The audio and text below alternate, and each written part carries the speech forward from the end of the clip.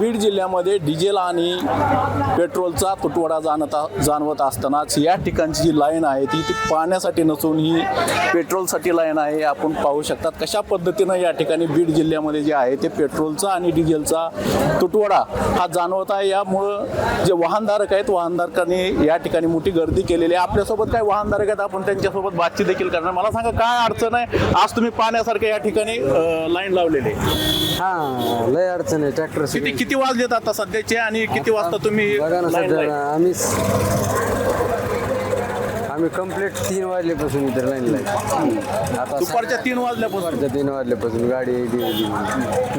दुपारच्या 3 वाजल्यापासून आता अजून नंबर आला ना एवढं काय काय अडचण आहे तुम्हाला? अडचणी म्हणजे सगळे जिथल्या तिथं वाहन उभं आहेत, ते तेल नाही काय नाही, शेतीतले कामं सगळे अडचणी बंद आहेत. नांगरण मोगडून सगळं आता 1 महिना राहिले फक्त पेरणी. कसं करायचं काय?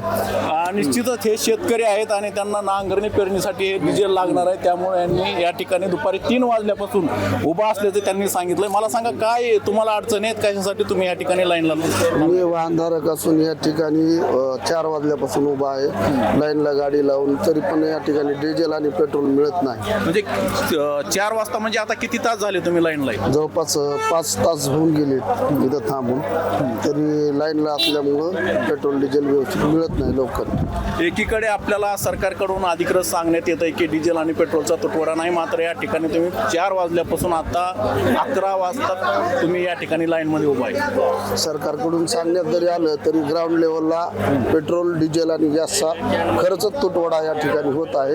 आणि मला वाटतं युद्धाची झळ खरी आता बसायला लागली असं मला वाटतं. एकंदरीत आपण पाहू शकतात की ही जी लाईन आहे ही पाण्यासाठी नसून डिझेल आणि पेट्रोलसाठी ही लाईन आहे. आतापर्यंत अशी परिस्थिती कधी ओढवली नाही, मात्र सध्या या ठिकाणी ज्या पद्धतीनं पाणी भरण्यासाठी लाईन लागते त्या तशाच पद्धतीनं या ठिकाणी डिझेल आणि पेट्रोल भरण्यासाठी लाईन लागलेली आहे. आपण कुठून आलात, काय तुमची बुद्रुक तेलासाठी आलो.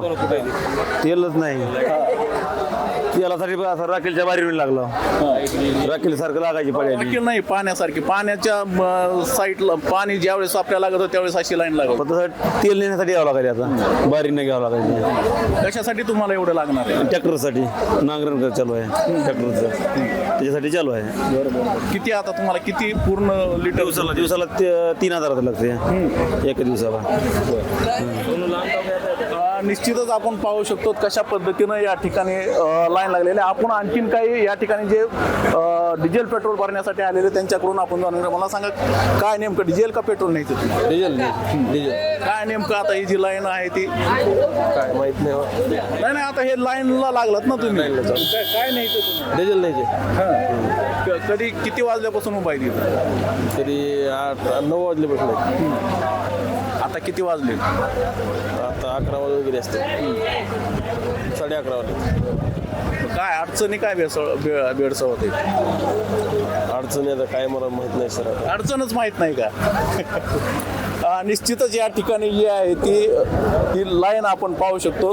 या ठिकाणी पाहायला गेलं तर रात्रीचे 11 वाजलेले आहेत आणि 11 वाजेपर्यंत म्हणजे किमान 3 ते 4 वाजल्यापासून या ठिकाणी डिझेल आणि पेट्रोलसाठी या रांगा लागलेल्या आहेत. मात्र अद्यापपर्यंत प्रशासनाकडून कुठलीही माहिती आपल्याकडं हाती आलेला नाही. नेमका हा जो तुटवडा आहे तो नेमका कशामुळे झालेला आहे हा. रोहिदास हातागळे, मुंबई तक, बीड.